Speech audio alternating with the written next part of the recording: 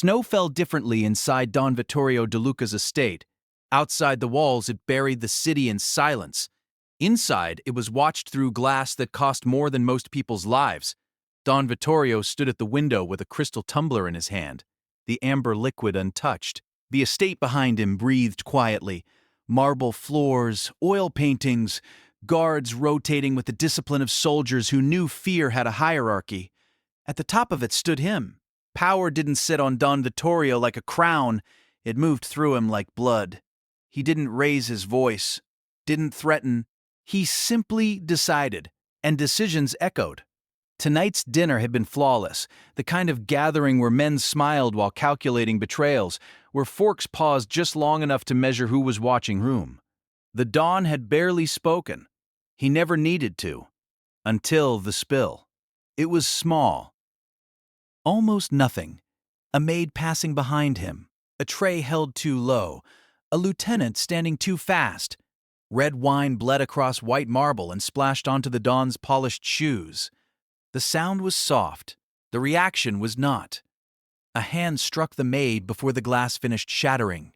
She fell hard, shoulder first, the tray clattering uselessly. The room froze, not because of her pain, but because of the mistake. Everyone watched the Don. He looked down slowly, eyes scanning the wine, the shoe, the floor. Only then did his gaze shift to the woman crumpled at his feet.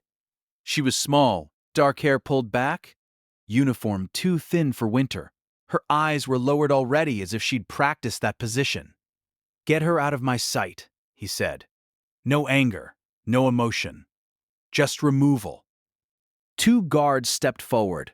The lieutenant who'd struck her didn't apologize. He didn't need to. He had acted on instinct, protecting hierarchy. The maid was lifted, dragged toward the service corridor. As she moved, something happened that went unnoticed by most. A knife slid from the tray. It should have hit the floor. It didn't. Her hand shot out, caught it. Clean. The sound never came. 3 men saw it. No one spoke. She was called Elena. That was what the ledger said. No surname worth remembering. Elena cleaned floors before dawn. She folded linens with the precision of someone who didn't waste motion. She spoke only when necessary and even then barely above a whisper. Invisible. That was the word the house used without realizing it. Invisibility was survival. Elena learned that long before Palermo. She learned it when speaking meant being noticed. When being noticed meant being chosen. When being chosen meant disappearing. Inside the De Luca estate, invisibility was currency. She spent it carefully. After the dinner incident, she was ordered to wait. No explanation. No reprimand. That silence was worse. By morning, the message arrived. Dismissal. A guard escorted her through the servants' gate, handed her a folded paper, and shut the door before she could speak. Her coat remained inside. Her shoes remained by the door. Snow met her bare feet like needles. The gates closed. Elena stood there as the cold seeped in, biting fast. Aggressive. She could feel it already. The first lies the body told, the weakness creeping up the legs. She exhaled slowly. Control the breath. Slow the heart. The estate loomed behind her, lights glowing warm. Indifferent. She didn't leave. She knelt, head bowed, hands resting on her thighs, waiting. From above, Don Vittorio noticed. At first, it was peripheral, a shape by the gate unmoving. He assumed the guards would handle it. They didn't. An hour passed, then another. The snow thickened. The shape remained. Something about it irritated him. Not concern. Not guilt. Disobedience. He descended without a coat. The doors opened. Cold flooded the marble hall. The guard straightened. "Why is she still here?" he asked. "She was told to leave," one replied. The Don stepped into the snow. The cold bit instantly, sharp and unforgiving. He approached her. "Elena," he said. She lifted her head. Her lips were blue, skin pale, but her eyes were steady. "I was told to wait," she said. "For what?" "For permission." The Don stared. Permission was not asked in his world. It was taken. He knelt slightly, studying her the way he studied men before deciding whether they were useful or dead. You're freezing. Yes. You could die. Yes. Then why? She inhaled slowly, because leaving without permission would be disrespect. The word hit wrong.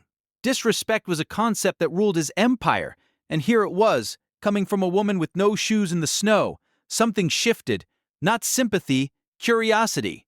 He stood. "Bring her inside," he said. The guards hesitated.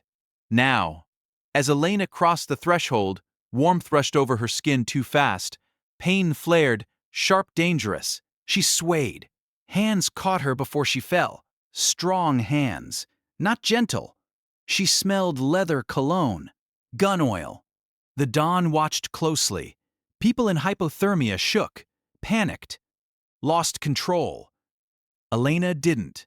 She regulated her breathing, slowed the tremors, controlled the damage. That was when he felt it. Rage. Not at her, at the lie he'd been living in his own house, because no maid endured cold like that by accident. And Don Vittorio De Luca hated being fooled. The heat inside the estate was dangerous.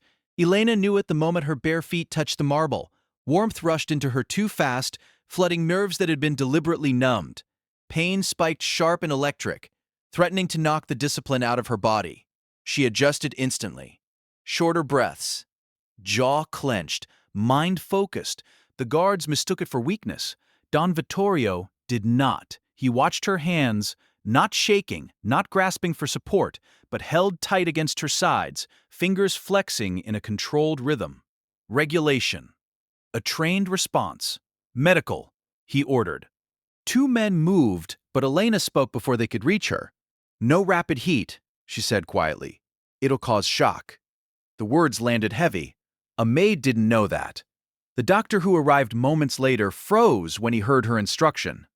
Then nodded slowly and followed it. Don Vittorio's eyes never left her face. She was placed on a bench near the fire, wrapped in blankets that were warmed gradually. The room smelled of burning oak, antiseptic, and something metallic that lingered permanently in Mafia houses. Violence soaked into the walls. Elena stared at the flames, counting breaths, counting heartbeats. She felt eyes on her. Not curious eyes, evaluating ones. Don Vittorio stood a few feet away, hands clasped behind his back. He didn't ask if she was all right. He didn't apologize. He studied. "You were dismissed," he said. "Yes." "You disobeyed." "No." She turned her head slightly, enough to meet his gaze without challenging it. "I waited." A lesser man would have shouted. A more insecure one would have struck her again to reassert control. Don Vittorio smiled faintly. That was worse. "Why?" She answered carefully. "Because I serve this house." "You don't," he corrected. "You were fired." "Then I served its rules." His smile vanished. Rules were his domain. "And which rule says you kneel in the snow?" "The unspoken one," she replied. "Those without rank wait until dismissed properly." Silence filled the room. One of the guards shifted uncomfortably. Don Vittorio felt something twist behind his ribs. "Irritation," he said. "Yes." "How?" She paused. "Too long. I learned where I could." He circled her slowly, boots echoing softly on marble. "Your accent," he said. "It's inconsistent." She kept her eyes on the fire. "People move." "You caught a knife tonight," he continued, "before it hit the floor." Her breathing stayed steady. "I didn't want it to break." "That was a lie. A weak one." He stopped in front of her. "Elena," he said quietly, "look at me." She did. For the first time, she didn't lower her eyes. What he saw there unsettled him. Not defiance, not fear. Assessment. She was measuring him the same way he measured men who came asking for favor or forgiveness. He straightened. "Get some rest," he said. "You're not dismissed from the estate." The wording mattered. She inclined her head. Thank you, Don. That night, Don Vittorio couldn't sleep. He sat in his office, screens glowing softly, security feeds looping. He replayed the dinner footage again. The spill, the strike, the fall, frame by frame. There it was again. The reflex, the grip, perfect wrist alignment. No panic. Combat memory. He leaned back, jaw tight. Background, he ordered into the phone. Everything. Elena lay in a small servant's room, blankets pulled tight. Her body hurt now, deep aching pain as circulation returned. She welcomed it. Pain meant she was still alive. She closed her eyes but didn't sleep. Memories crept in when vigilance faded. Snow elsewhere, different cold, different rules. She pushed them back. Not yet. By morning, the estate buzzed quietly. Not gossip, not rumors, tension. Don Vittorio's men felt it before they understood it. Something was wrong, and it wasn't external. A guard approached the head of security. "She's still here," he said. "The maid." "I know." "She shouldn't be." "I know." Elena returned to work without being told. She put on a spare uniform, cleaned corridors, moved through the house as she always had. Invisible again. Except now she felt the weight. Eyes tracked her from corners. Conversations paused when she passed. She adjusted routes, changed timing. By midday, she noticed the tail. Amateur. One of the younger men trying too hard to pretend he wasn't watching. She led him past a blind corner near the wine cellar. Stopped. He nearly collided with her. "Careful," she said softly, stepping aside. He flushed. "Sorry." She smiled politely and continued. Behind her, the man stood frozen, trying to understand why his pulse was racing. The report arrived late afternoon. No birthplace. Multiple identities burned. Education scattered across countries. Military records sealed. The file ended abruptly 7 years earlier. Don Vittorio read it twice. Then a third time. "She's a ghost," the head of security said. "Someone erased her." "Someone powerful," the Don replied. He closed the folder. "And someone trained her." One of the senior servants berated Elena loudly, accusing her of bringing trouble into the house. Voices rose. A slap echoed. Elena staggered back, hand to cheek. She didn't react, didn't flinch, didn't strike back. But the way she reset her stance, subtle, instinctive, did not go unnoticed by the man standing in the doorway. Don Vittorio watched, and for the first time he saw it clearly. She wasn't powerless. She was restrained. And restraint, in his world, was a choice. The slap echoed longer than it should have, not because it was loud, but because no one moved after it landed. The kitchen staff froze where they stood, knives hovering midair, hands gripping counters, breath caught halfway through lungs. The man who struck Elena lowered his hands slowly, already realizing he had crossed a line he didn't understand. Elena touched her cheek. The skin was warm. The pain was surface level, insignificant. What mattered was the room. She became very still. Not the stillness of fear, the stillness of calibration. She adjusted her footing. Half a step back, weight evenly distributed, toes angled just enough to pivot. Her shoulders relaxed, hands open, loose. Anyone trained would recognize it immediately. A ready stance. Don Vittorio saw it. The rest saw only a maid absorbing humiliation. "Enough," he said quietly. His voice cut through the room like a blade. The man who'd struck her turned pale. "Don, leave," the Don said. The man hesitated. "Now." He left. No punishment was announced. That was worse than punishment. Don Vittorio stepped closer to Elena. "Are you hurt?" he asked. "No." Another lie, but closer to the truth. "Go," he said. "I'll handle this." She bowed her head and exited without a word. The Don remained where he was, staring at the doorway long after it closed. The shape she'd taken lingered in his mind. Not a servant, a fighter holding back. That night, a meeting was called. Inner circle only. Maps spread across the table. Phones collected. Doors locked. Don Vittorio spoke without ceremony. There is a traitor. No one argued. Recent intelligence leaks. The assassination attempt that hadn't quite reached him. Rivals moving too confidently. Someone inside this house is feeding information, he continued, and someone else stopped it before it reached me. I shifted. You're saying the Maid? One man began. I'm saying nothing, the Don interrupted. I'm observing. He leaned forward. And I'm never wrong. Elena felt the pressure tighten. She noticed the changed patrols, the staggered rotations, the subtle tests. A hallway suddenly blocked. A door left unlocked that should never be. A whispered phrase in a dialect meant to provoke a response. She ignored them all. Until she didn't. It happened near the archive room. Two guards approached from opposite ends of the corridor. Not hostile, but positioned wrong. Their weapons were slung, but their hands were too close. She slowed. One spoke. Lost. His accent was local, but the phrasing wasn't. She answered in Sicilian, an older variant, rural, nearly extinct. No, she said.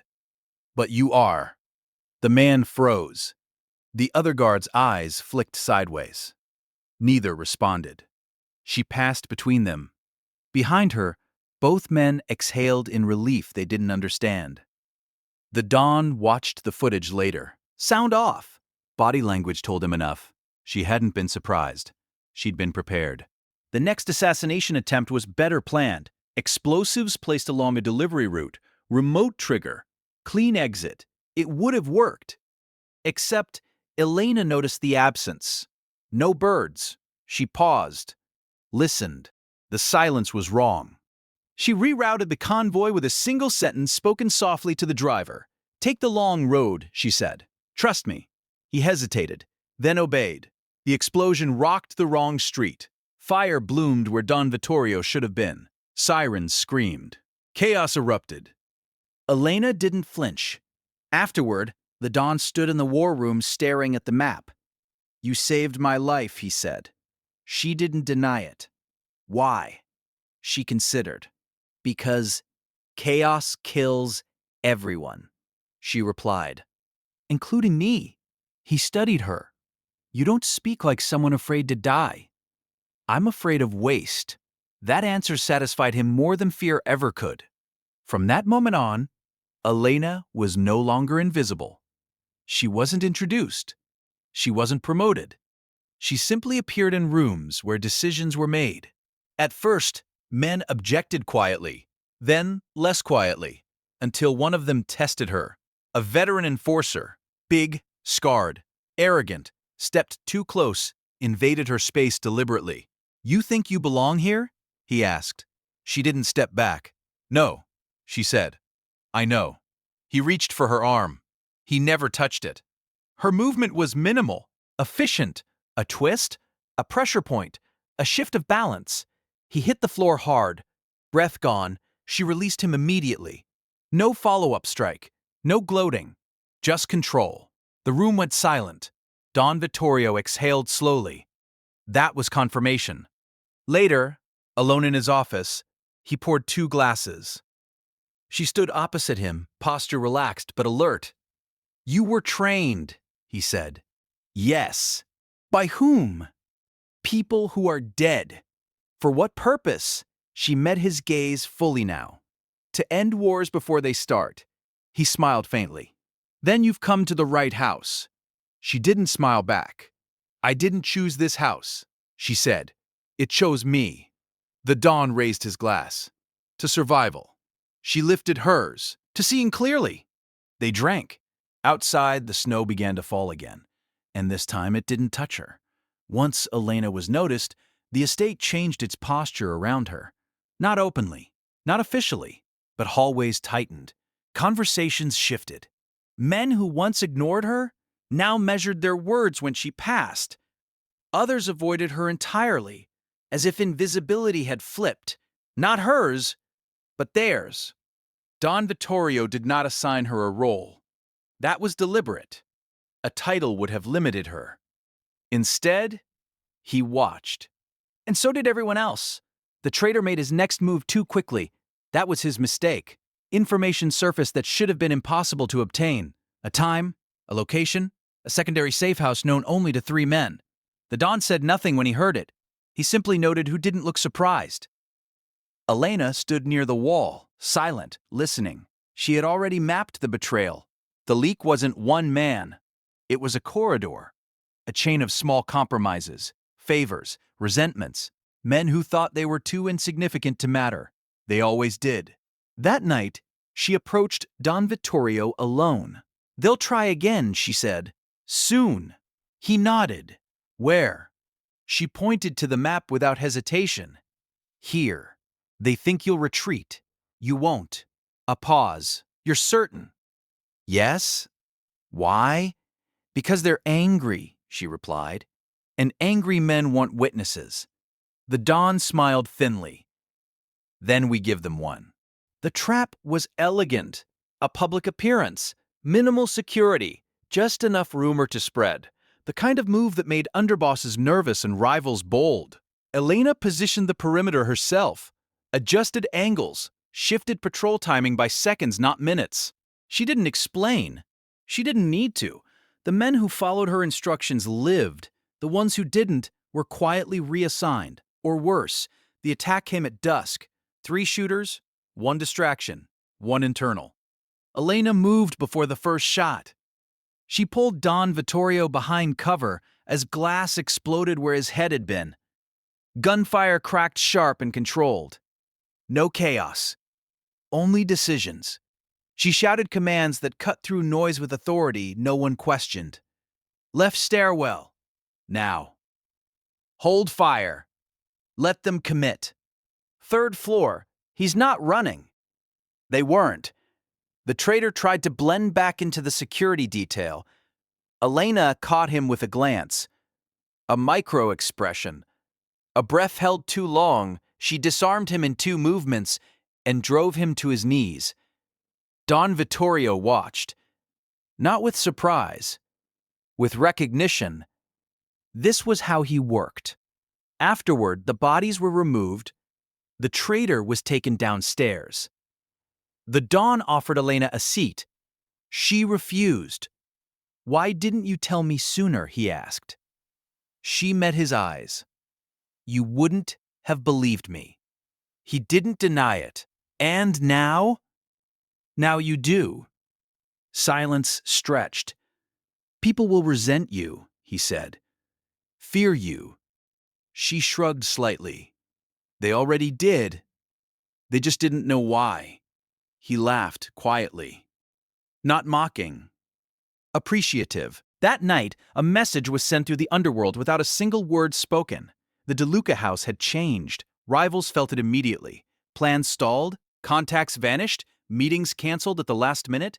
Someone new was moving the pieces. Someone who didn't announce herself. But power never arrives without consequence. Elena found it waiting for her in the corridor outside her room. A note. No signature. Just a sentence. "You should have stayed invisible." She burned it without a second thought. Threats were noise. Warnings meant proximity. The next morning, she was invited to breakfast. Not in the servants' hall. At the Don's table. It wasn't announced. It wasn't discussed. She simply took the seat opposite him. Men noticed. Some stiffened. Others hid it poorly. Don Vittorio poured her coffee himself. A symbolic gesture. "Deliberate. You'll need protection," he said casually. "I am protection," she replied. A few men bristled. The Don didn't correct her. He changed the subject. "Tell me," he said, "if you wanted to dismantle my organization, where would you start?" She didn't hesitate. "With you." Silence dropped heavy. "And why haven't you?" "Because you listen," she said. "Most men at the top don't." He studied her for a long moment, then nodded. "That may be the only reason you're still alive." She met his gaze evenly. "That may be the only reason you will be." The line between servant and strategist was gone. The line between guest and power broker was thinning. Elena felt it, the weight, the inevitability. She hadn't planned to rise, she had planned to survive. But survival, she was learning, was never neutral. It always demanded a throne. War announced itself quietly. No explosions, no headlines, just absence. Two of Don Vittorio's couriers didn't arrive. A trusted accountant missed a scheduled call. A dockside shipment vanished without disruption, as if it had never existed. Elena noticed the pattern before anyone named it. "They're isolating you," she said, standing over the city map, "cutting peripheral veins, testing how fast you bleed." Don Vittorio listened. He always did now. "They think I'll overreact," he said. "They're hoping you will," she replied. "Anger is expensive." He smiled faintly. "And patience? Deadly." The first open move came 3 nights later. A rival family, old, cautious, previously neutral, hosted a public gala. Invitations went out to every major player except DeLuca. The insult was deliberate, a declaration without words. Don Vittorio's men wanted retaliation. Immediate, violent, obvious. Elena stopped them with a raised hand. "Let them," she said. "It tells us who's confident enough to offend you." "And if I do nothing?" the Don asked. "They'll do something worse," she replied. "Because silence makes cowards brave." He nodded. "Then we answer. They didn't send guns. They sent Elena." She arrived at the gala alone, unarmed, at least visibly. A simple black dress, hair pulled back, no jewelry, no entourage. The room didn't know what to do with her. Some recognized her from rumors. Others mistook her for staff. She let them. She moved through the crowd, listening. Men spoke freely around those they underestimated. She collected names, alliances, the subtle way one man deferred to another when no one was supposed to notice.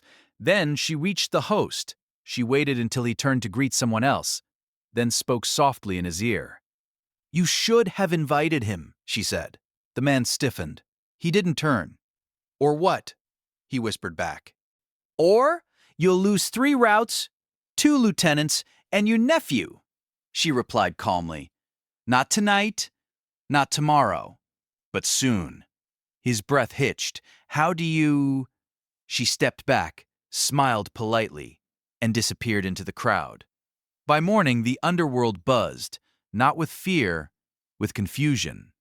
Don Vittorio hadn't struck back, but neither had he retreated. Something subtler was happening. Deals stalled, communications misfired, long-standing understandings unraveled without explanation. The Don watched it unfold with Elena at his side. "You're turning them against each other," he said. "They already were," she replied. "I'm just adjusting timing." The retaliation came anyway. A sniper took position across from one of the Don's safe houses. Professional. Patient. He waited. Elena spotted the glint through a window reflection. She didn't shout, didn't duck. She adjusted the curtains by an inch. The sniper hesitated. A fraction of a second too long. A counter-sniper eliminated him cleanly. Elena hadn't fired the shot. She'd decided it. Don Vittorio exhaled slowly. "You think like a general," he said. "I was trained by worse," she replied. That night, a confrontation came from inside. One of the senior lieutenants, loyal for decades, demanded a meeting. "She's dangerous," the man said openly. "She has no history, no loyalty, no blood ties." Elena stood silent. Don Vittorio considered the man. "You're afraid," he said. "I'm cautious." "No," the Don corrected. "You're afraid of being replaced." The lieutenant's face hardened. "I bled for this family." "So did many men now buried," the Don replied. "None of them adapted." He turned to Elena. "What would you do with him?" The room went still. She met the lieutenant's gaze. "I'd remove his access," she said. "Not his life." A pause. "He knows too much," the man snapped. "So do you," she replied. "And you're still here." The Don smiled. Decision made. The lieutenant was stripped of authority and reassigned. Alive. Broken. The message was clear. Elena was no longer a guest. She was policy.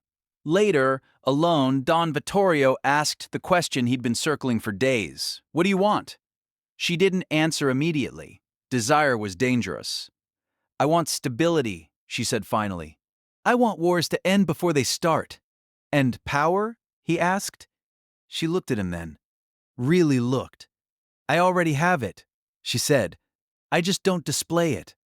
He laughed softly. A sound few had ever heard. You'll outgrow this house, he said.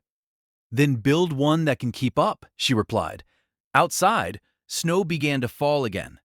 This time Elena watched it from the window. Not kneeling, not waiting, standing beside the man who once dismissed her into the cold. And somewhere in the city, enemies adjusted their plans. Too late. Power does not announce itself when it settles. It tests. And once Elena became policy, the tests grew sharper. The first came wrapped in diplomacy. A delegation arrived from the north, men in tailored coats, voices smooth, eyes always measuring. They spoke of cooperation, of shared roots, of old grievances forgiven. Their smiles were practiced. Their timing was not. Elena stood at the edge of the room, listening. They spoke too carefully. No one truly seeking peace avoided speaking of the past. They're stalling, she said quietly to Don Vittorio afterward. Buying time. For what? He asked. She looked at the city map pinned to the wall, repositioning assets. They expect you to hesitate. And will I? She met his gaze. No, but they don't know that. A DeLuca warehouse burned at dawn. The fire spread fast, fed by accelerants placed with professional precision. Firefighters arrived too late. Nothing was stolen. Nothing gained. Elena listened until the noise exhausted itself. Then she spoke. They want you emotional, she said, so you'll hit the wrong target. And the right one? The Don asked. She traced a line with her finger. Here. A shell company. Looks harmless. It isn't. Within hours, accounts froze. Containers vanished mid-transfer. A northern captain found himself without fuel, without money, without explanation. No bodies. Just collapse. The third test was personal. A woman arrived at the gates late at night, bloodied, shaking, claiming to carry a message meant only for Elena. Security detained her. Elena requested to see her anyway. The woman was young, too young. Her injuries were real, shallow cuts meant to frighten, not kill. They said you'd understand, the woman whispered. Elena did. She dismissed the guards. What did they promise you? Elena asked. That I'd live. Elena nodded. That was a lie. The woman sobbed. Elena leaned closer. But you still can. She gave the woman money, instructions, a name to avoid. Don Vittorio watched from a distance. You let her go, he said later. She wasn't the threat, Elena replied. She was the delivery system. And if she talks, she won't, Elena said. Fear works best when it's honest. That night, Don Vittorio poured them both whiskey. You're changing how this family survives, he said. I'm removing unnecessary deaths, she replied. He smiled faintly. You'll make enemies. I already have. And allies? She considered. Not yet. He raised an eyebrow. You're sitting at my table. She didn't smile. That's not alliance, she said. That's proximity. The war shifted. Less blood. More pressure. Rival families turned on each other under the strain. Meetings dissolved into accusations. Old grudges reignited. Elena watched it unfold like a chessboard. Sacrifices were made. Not people, but positions. A rout here, a favor there. The Don's empire didn't expand. It hardened. The first time Don Vittorio deferred publicly, no one spoke. They were in a council meeting. Voices raised. Plans colliding. A proposal came to strike hard, fast, brutal. The Don turned slightly toward Elena. She shook her head once, almost imperceptible. He closed the folder. We wait, he said. The room went silent. Men exchanged glances. A shift occurred. Subtle, irreversible. Authority had been shared. That night, Elena stood on the balcony alone. She felt it now. The pull she'd resisted for years. Not ambition. Responsibility. Power wasn't intoxicating. It was heavy. She remembered kneeling in the snow, the cold, the waiting. She hadn't known then how much worse standing would feel. Behind her, Don Vittorio approached. "You could leave," he said quietly. "Disappear again."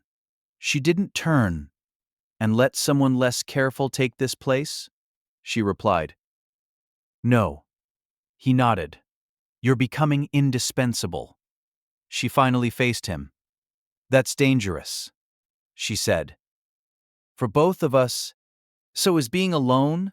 By morning, the North moved openly. Armed convoys crossed lines that had held for decades. This was no longer maneuvering. It was war. Elena studied the maps. "They'll come for you directly," she said. "And you?" "I'll make sure they don't get the chance." He placed a hand on the table. "When this ends," he said, "this world will know your name." She shook her head. "No," she replied. "They'll know the result." She turned back to the maps and began planning the end. War stripped away illusion. There were no more polite gestures, no coded insults, no careful pauses. Lines were crossed openly now, and every crossing demanded response. Elena thrived in the clarity. She slept little, ate when reminded, spent hours over maps and intercepted calls, stitching together patterns no one else could see because they were too close to the noise. "They're not advancing randomly," she said during a late-night briefing. "They're hurting us." "Toward what?" Don Vittorio asked. She tapped a point near the coast. A showcase. Something public. Something symbolic. "A massacre?" "No," she replied. "A demonstration." The plan to stop it required a gamble. Don Vittorio would appear vulnerable, visible, predictable. Every instinct in the room rebelled against it. Elena didn't. "They believe you're still the center," she said. "Let them focus there." "And you?" One man asked. She didn't answer him. She answered the dawn. "I'll be where they don't look." The night of the operation, rain replaced snow, cold, relentless, loud enough to mask footsteps. Don Vittorio moved with a reduced detail just as expected. Eyes tracked him from rooftops, alleyways, moving vehicles. Elena was already gone. She moved through the city like memory, unnoticed, unavoidable. She reached the real target an hour before the first shot was fired. The rival command center was hidden in plain sight, a shipping office with too many cameras and too few employees. She walked in, a badge, a name, a posture that discouraged questions. By the time anyone realized she didn't belong, she already controlled the room. "Sit," she said calmly. 3 men hesitated. She shot one in the leg. The others sat. When the attack on Don Vittorio began, it was brief. 2 shooters. 1 vehicle. They were neutralized in seconds. Too easy. That was the point. While the city watched the wrong theater, Elena dismantled the right one. She extracted information, disabled communications, and rewired loyalties with nothing more than facts spoken softly. "Your boss is dead," she told one man. "He isn't," the man protested weakly. "Not yet," Elena replied, "but he will be if you don't listen."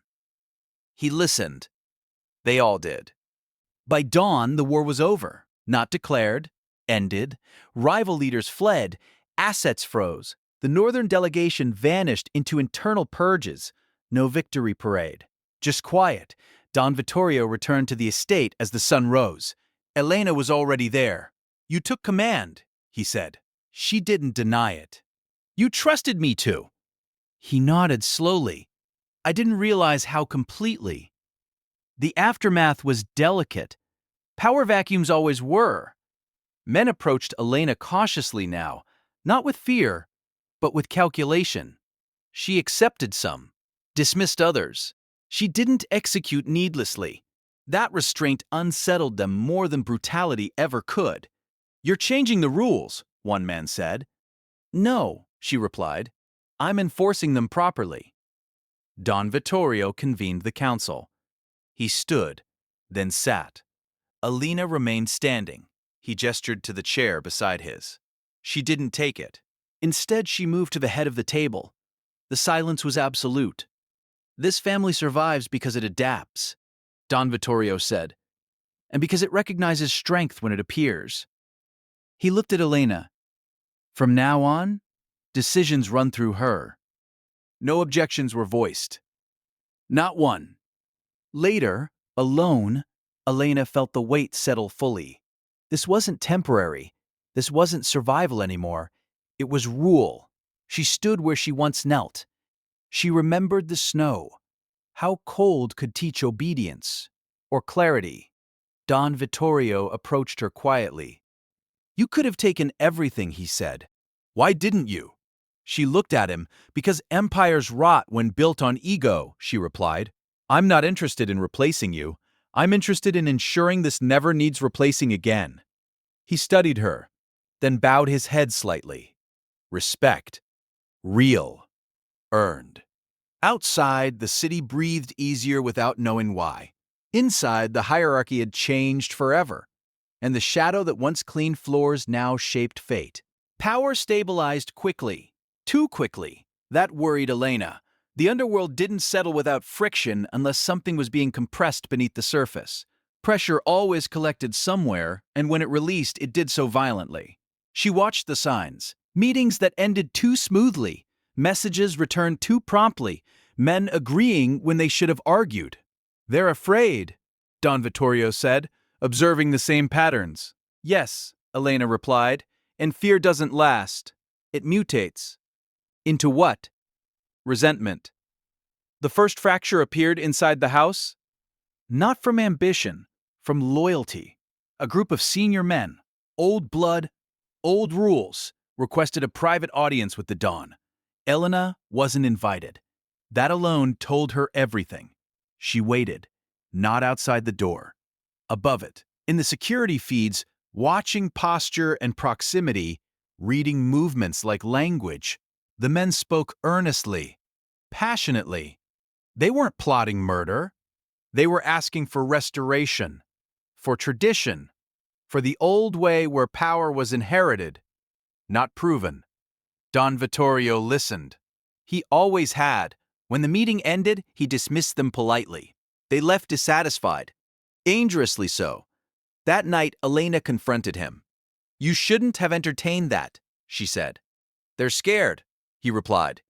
They want displacement, she corrected. You gave them time. He looked at her carefully. You sound like you don't trust me. She didn't soften it. I trust your instincts, she said. I don't trust their patience. A pause. And if I'm the problem? He asked quietly. She met his gaze. Then, you'd already be dead. The real betrayal came from where she least expected it. Don Vittorio's son. Not ambitious, not cruel, just afraid. He approached foreign intermediaries quietly, believing compromise would protect the family from escalation. He didn't understand the cost of appeasement. By the time Elena learned, the damage was done. Information had been traded. Not lethal, but strategic. She confronted Don Vittorio alone. He gave them access, she said. The Don closed his eyes. He thought he was helping. Intent doesn't erase consequence. Silence stretched thin. What would you do? He asked. She answered honestly. I'd remove him. The words cut deeper than any blade. You can't, he said. I can, she replied, but I won't. That's your line. He studied her. For the first time, he saw not just strength, but restraint that cost something real. I'll handle it, he said. She nodded. Trust, once earned, still had boundaries. The counterstrike came at dawn. A coordinated attempt to destabilize Elena directly. False charges, leaked identities, an arrest warrant from a country she hadn't stepped foot in for years. She didn't run. She prepared. She moved assets, burned paths, sealed gaps, and then she vanished. Not in fear, in strategy. For 3 days, no one heard from her. Panic stirred. Rivals whispered. Don Vittorio said nothing. On the 4th day, Elena returned. with proof, audio, documents, names. She laid them on the table. They wanted to use me, she said. So I let them think they had. The evidence dismantled the foreign pressure overnight. Deals unraveled. Careers ended quietly. Operations were abandoned. The siege lifted. Don Vittorio stood across from her in the aftermath. "You could leave now?" he said again. "You've won." "No," she replied. "Now it's stable." He smiled sadly. "You've become what you never wanted." She met his gaze. "I became what was necessary."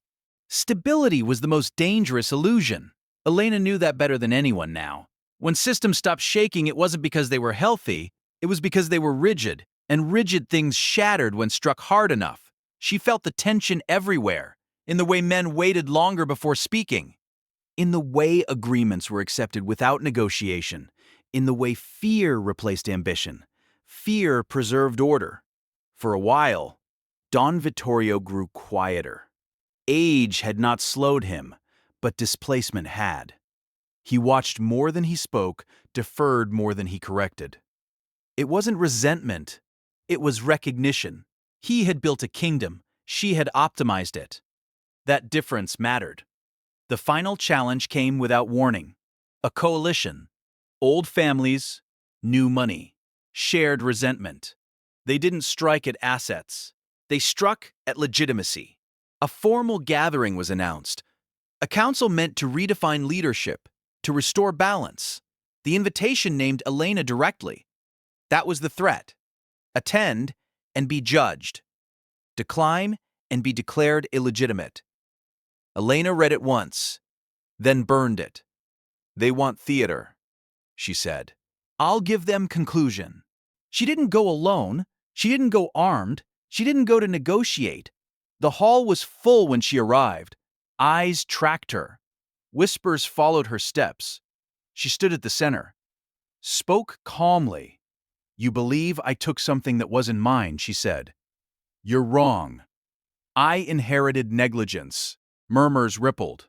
One man stood. "You have no blood claim." She nodded. "Correct. And no family name." Also correct. "Then you rule by force." She smiled faintly. "No," she said.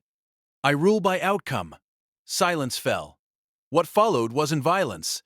It was exposure. She revealed accounts, alliances, recorded conversations. She named names. Not all of them. Just enough. The coalition collapsed in real time. Men sat back down. Some left quietly. No one challenged her again. Back at the estate, Don Vittorio waited. "It's done," she said. He studied her. "You've surpassed me." She didn't deny it. He nodded once, then knelt. Not fully. Just enough. Respect. Given freely. She felt the weight settle fully now. This wasn't shared, it was hers. Later, alone, Elena stood where she once cleaned floors. She remembered the cold, the snow, the waiting, and understood it hadn't been punishment, it had been preparation. The city changed after the council. Not loudly, not visibly, but the way people moved shifted. Like animals sensing a new apex presence. Deals adjusted before they were spoken. Conflicts resolved themselves before they reached violence. Silence returned, but this time, it wasn't fear-driven. It was acceptance. Elena felt it in the pauses before men spoke to her, in the careful phrasing of messages, in the way doors opened without question. She had become inevitable. That realization disturbed her more than danger ever had. Don Vittorio's health declined quietly. He refused doctors at first, then accepted them without argument. Pride had left him, not because he was weak, but because he was finished fighting battles that no longer belonged to him. Elena visited him every evening. They spoke little. When they did, it wasn't strategy. It was memory. "You know," he said one night, voice rough, "I thought power was about being feared." She sat beside the bed, hands folded. "It's about being relied on," she replied. He smiled faintly. "You taught me that." "No," she said. "You allowed it. That mattered." The final threat didn't come with guns. It came with devotion. A group of loyalists, men who believed Elena had gone too far, who worshipped Don Vittorio as a symbol, approached her with a proposal. A figurehead. They wanted the Dawn to remain the face. They wanted her to remain the shadow. She listened without interruption. When they finished, she spoke calmly. "You don't want stability," she said. "You want comfort." "That's not—" "It is," she interrupted. "You're afraid of a future that doesn't look like the past." They argued, pleaded, warned. She let them. Then she stood. "I won't rule from behind anyone," she said. "Not even a legend." That night, the loyalists were dismantled. Not killed, dispersed, isolated, rendered harmless. Mercy, applied strategically. Don Vittorio died 3 days later. Peacefully. No spectacle. No last orders. Elena stood alone at the window as the city mourned a man they thought still ruled them. She allowed the funeral, allowed the speeches, allowed the myth. But when it ended, she did not step back into the shadows. She stepped forward. The first time someone called her Donna, it was hesitant. The second time, it was natural. By the third, it was law. Elena reshaped the structure, reduced redundancies, removed cruelty disguised as tradition, elevated competence over lineage. Violence became rare. Precise. Necessary. Those who couldn't adapt disappeared, not into graves, but irrelevance. Late one night, snow fell again. Elena stood outside alone, no coat, no guards. She let the cold touch her skin, not to punish herself, but to remember. This was where she had knelt, where she had waited, where she had been underestimated. She didn't kneel now, she stood, and the cold could no longer take anything from her. She returned inside and looked at her reflection. Not a maid, not a weapon. A ruler shaped by restraint. She turned away from the glass. There was still one thing left to do. Elena never held a coronation. There were no oaths sworn aloud, no public declarations, no banners raised in her name. Power, she understood now, did not need ceremony. It needed continuity. The first months of her rule passed without disruption. That alone spoke louder than any announcement. Routes remained open, conflicts resolved before escalation. Families adjusted to a hierarchy that no longer relied on bloodline or brutality, but on competence and consequence. Some resisted. They didn't last, not because she crushed them, but because she let the world move past them. Irrelevance was the final exile. In private moments, Elena felt the echo of who she had been. The woman who cleaned floors, the woman who waited in the snow, the woman who survived by being unseen. She did not erase that version of herself. She carried her. Power that forgot its origin became cruel. She would not make that mistake. One evening, a young woman was brought to the estate. A cleaner, nervous, quiet, eyes lowered. Elena watched her for a long moment. "Lift your head," she said gently. The woman obeyed. Elena saw herself there, not in circumstance, but in restraint. "Do your work well," Elena said. "And never believe silence means weakness." The woman nodded, not understanding. Not yet. Years later, the story would circulate how a mafia empire changed without bloodshed, how wars ended before they began, how a woman rose without demanding loyalty, and received it anyway. Most would get the details wrong. They always did. But one truth remained intact. Elena had never taken power by force. She had earned it by competence. On the anniversary of Don Vittorio's death, snow fell again. Elena stood at the window. City lights glowing below.